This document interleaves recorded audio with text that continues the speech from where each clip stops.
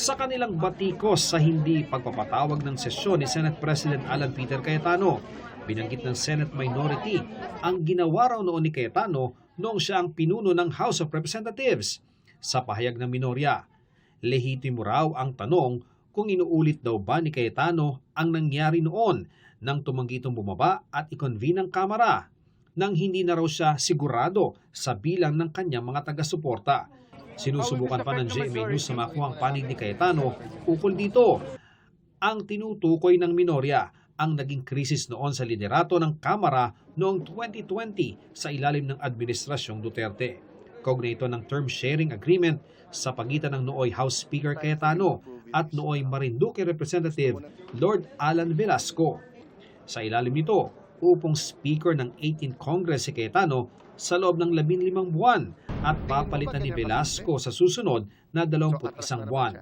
Pero nang palapit na ang napagkasundoang palitan ng liderato, payag man daw si Cayetano na bumaba, iba naman daw ang gusto ng kanyang mga taga-suporta. I'm offering my resignation here and now. Pasensya na po, Speaker Alan, but I object to your offer of resignation. Sa gitna ng bagyong to, dapat mo bang pinapalitan ang iyong kapitan?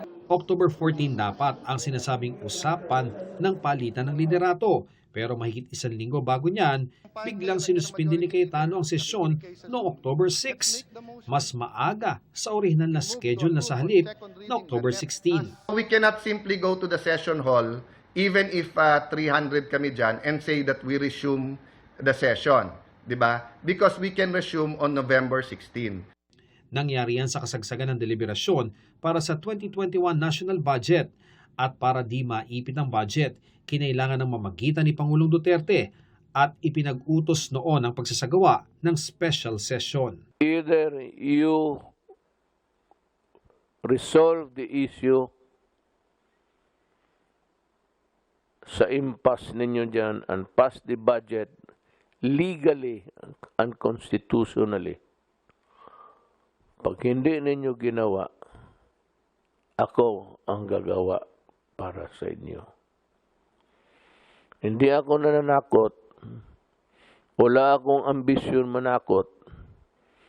Wala rin akong ambisyon na tatagal dito sa pwestong to na puro problema. Frustrated siya, galit siya, kasi kita mo naman, sabi nga niya sa akin, Lord, hindi lang ikaw napahiya, tayong dalawa. Tapos doon, sinabi na niya after nun, na-denggoy tayo, Lord. So, kitang-kita naman natin, actually, nagulat nga ako sa words ni Pangulo. Kasunod ng utos ng Pangulo, isang session ang isinagawa ng mga taga-suporta ni Velasco, hindi sa Batasan, kundi sa Celebrity Sports Plaza sa Quezon City, kung saan iniluklok bilang speaker si Velasco.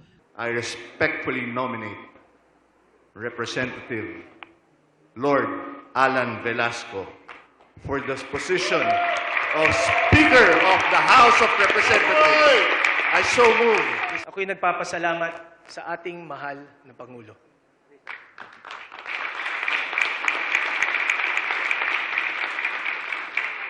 A man of his word. May isang salita. Sa mabuting halimbawa and for inspiring young government servants like me. Pero kinwestiyon pa rin ito ni Cayetano. Ang gagawin nyo, papalitan lang ako, di ako hahadlang. But you try to burn this house down, you're in for one hell of a fight. Nang magtungo nga ang kampo ni Velasco sa Kamara kinabukasan, saradong pinto ng plenary hall ang kanilang dinatnan. Look what he's doing. He's preventing us from entering the plenary session hall of Congress. It's very childish. Para lang matapos ang boxing, muling namagitan si Duterte. Tapos na po ang boxing. So Malacanang recognizes of course, Congressman Velasco as the new speaker. Our consistent position has been it is the House of Representatives that will choose their leaders, and if it has been ratified, then it is Speaker Lord Alan Velasco. Kasunod nito'y humingi ng paumanhin sa Pangulo si Cayetano. Ang pagkakaintindi raw niya kasi, Siya ang upong speaker hanggang matapos ang deliberasyon ng 2021 budget. Mr. President, if I made a mistake, mali ang reading ko, misunderstood ko na gusto mong ituloy at tapusin ko ang budget, ako'y humihingi ng paumanhin. Hindi ko intention, never, na hindi ka sundin. Ian Cruz, Nakatutok, 24 Oras.